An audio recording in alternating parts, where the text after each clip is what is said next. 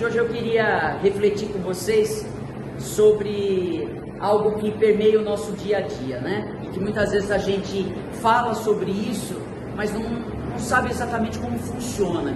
Eu queria refletir com vocês sobre inveja, energia negativa e proteção espiritual.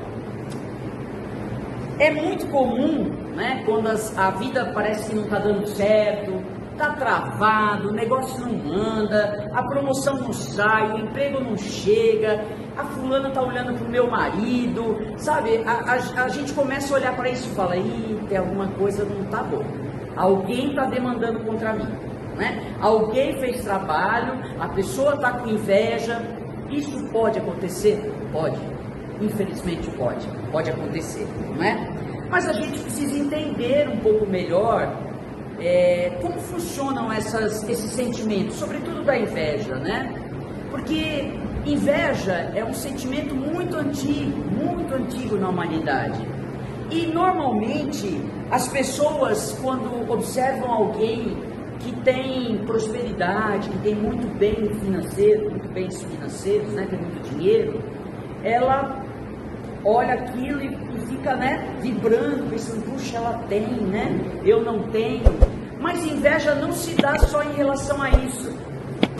Pasmem, senhoras e senhores, tem pessoas que sentem inveja porque você tem paz, porque você é uma pessoa feliz, porque você tem um bom relacionamento, um amor, porque você se dá bem com as pessoas, porque você tem fé, ou aqui no caso do terreiro, porque a pessoa alcançou um determinado nível de evolução, de melhoria na questão religiosa e atingiu um determinado grau.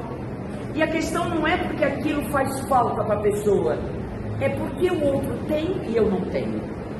Ao invés da pessoa olhar e se inspirar e falar assim, eu vou me inspirar, né, naquilo e vou buscar também agir da mesma maneira para poder alcançar essas coisas, não. Ela fica incomodada porque a outra pessoa tem e ela não tem, não é?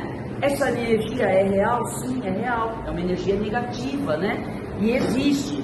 E nós, na Umbanda, nós entendemos que o pensamento, ele é gerador de uma força. Aquilo que a gente sente vai gerar uma vibração. E aquilo que as nossas intenções conseguem realizar vão movimentar tudo isso. Então, na dependência daquilo que a gente pensa, daquilo que a gente sente e daquilo que a gente coloca para movimentar, a gente consegue efetivamente atingir as pessoas com esse tipo de sentimento negativo. Seja a inveja, seja a vibração da raiva, do ódio, né, que são emoções negativas. Quando uma pessoa emana raiva, deseja que o outro caia, que ele não se dê bem, quando a gente está ressentido, a gente emana uma carga vibratória que alcança aquela pessoa do ponto de vista espiritual, mas sobretudo aquela pessoa que estiver desprevenida espiritualmente, quando a pessoa tem baixa imunidade espiritual. Sabe quando a gente, por exemplo, pega muito resfriado com constância, a gente fala, eu estou com uma imunidade baixa? Algo semelhante acontece do ponto de vista espiritual. Às vezes a pessoa está com uma energia rebaixada por conta de fatores outros, que a gente vai mencionar alguns, e isso faz com que a imunidade espiritual dela também rebaixe, né? Então ela fica mais vulnerável a essas energias negativas. Mas a gente também não pode olhar para todos os problemas que a gente passa no dia a dia e generalizar dizendo que tudo é inveja, que tudo é trabalho, que tudo é mandinga, que tudo é demanda. Não é bem assim, né, que a vida funciona. Às vezes, só às vezes, o problema não está no outro, o problema está na gente. Mas como assim o problema está na gente, né? Quando a gente está desorganizado emocionalmente, quem nunca se desorganizou emocionalmente? Perdeu as estribeiras, né? Perdeu o controle emocional, ou quando a gente não tem muita disciplina com a gente mesmo, a gente sabe que determinadas coisas fazem muito mal para a gente e a gente continua fazendo, né? Eu não tenho disciplina, ou quando eu tenho pensamento negativo constante, uma vez ou outra um pensamento negativo faz parte, a gente também não é perfeito, mas constantemente isso só vai minando a minha própria proteção, não é? Então, muitas vezes a questão não se trata de demanda, né? A questão está relacionada ao nosso comportamento. A gente abre portas para que essas energias negativas nos reconheçam. E a gente precisa ter maturidade para entender isso. Senão a gente vai ficar o tempo todo terceirizando a responsabilidade no mundo espiritual. O tempo todo foi alguém de fora, foi fulano, foi ciclano. Minha vida não dá certo, eu não arranjo trabalho, né? Mas eu também gosto de ficar deitado no sofá com o controle remoto na mão. Mas a culpa de eu não arranjar trabalho é porque alguém fez demanda para mim. Ora, se a gente não fizer por onde, não trabalhar o desânimo que muitas vezes nos pega, aí que vai ficar difícil mesmo, né? Não é necessariamente uma questão de natureza espiritual. Como eu disse, é fácil a gente dizer, foi fulano que fez isso, né? Foi inveja, o meu trabalho não prospera. Acontece, como eu disse, sim, pode acontecer. Mas não é sempre assim. A gente precisa olhar um pouco para as coisas que a gente faz ou deixa de fazer, não é? Veja, banho de erva é importante? Ajuda? Sim, ajuda. Não estou dizendo que é para não tomar banho de erva, é para tomar sim, né? Fazer uma boa defumação ajuda? Ajuda, né? Fazer uma oferenda, fazer um trabalho, tudo isso ajuda. Mas não vai conseguir ajudar se a gente continuar praticando a maledicência, se a gente continuar exalando ódio, se a gente continuar maquinando uma vingança sobre alguém. Aí não há trabalho que funcione, não é? As coisas têm que andar de mãos dadas. A gente precisa aprender a controlar, a nos controlarmos. E muitas vezes é preciso silenciar. E eu sei muito bem que isso é muito difícil, né? Minha natureza é falante, né? Então eu sei como é difícil a gente não ser tão reflexiva, né? Acontece uma coisa, a gente já no impulso já reage. E nem toda batalha a gente vai ganhar dando uma resposta. Esses dias eu vi um especialista em PNL, Programação Neurolinguística, nome bonito, né? É uma técnica que se usa para persuadir outras pessoas. Então esse especialista colocou um videozinho na internet de um influencer que estava sendo entrevistado. E quando a entrevistadora fez uma pergunta, é um rapaz da Bahia, muito famoso, um riquinho, eu esqueci o nome dele agora.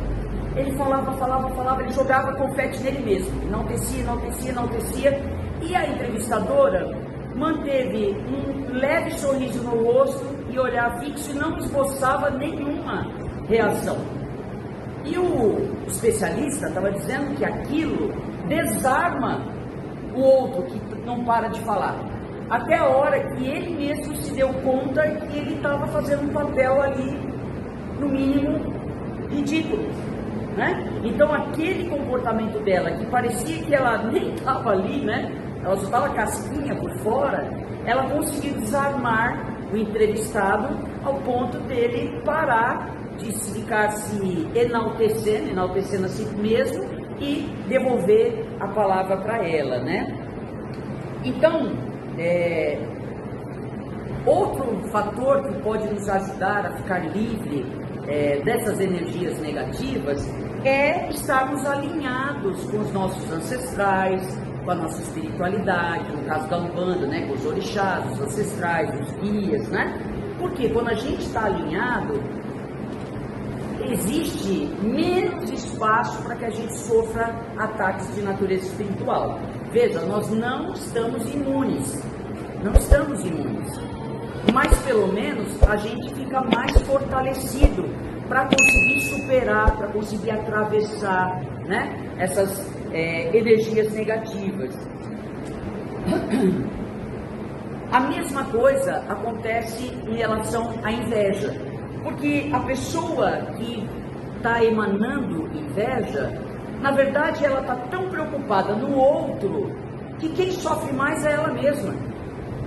É ela que vai sofrer mais, é ela que fica se intoxicando criando uma fantasia dentro dela de que alguém está sendo mais privilegiado que ela, quando muitas vezes não é o que ocorre, né? Então a pessoa acaba se adoecendo porque passa o tempo todo a observar o que acontece na vida da outra pessoa, né? Então ela é mais afetada pela inveja do que a própria pessoa para quem ela está dirigindo a inveja, até porque a inveja corrói por dentro, ela corrói a pessoa por dentro, ela tira a nossa paz, né? Ela destrói comunidades, ela destrói pessoas. Então nós precisamos vigiar as nossas motivações. Às vezes, só às vezes, a inveja vem dissimulada como uma crítica construtiva. Ah, mas eu só fui sincera quando eu falei tal coisa, eu só falei que eu queria ajudar, e a bem da verdade pode não ser isso.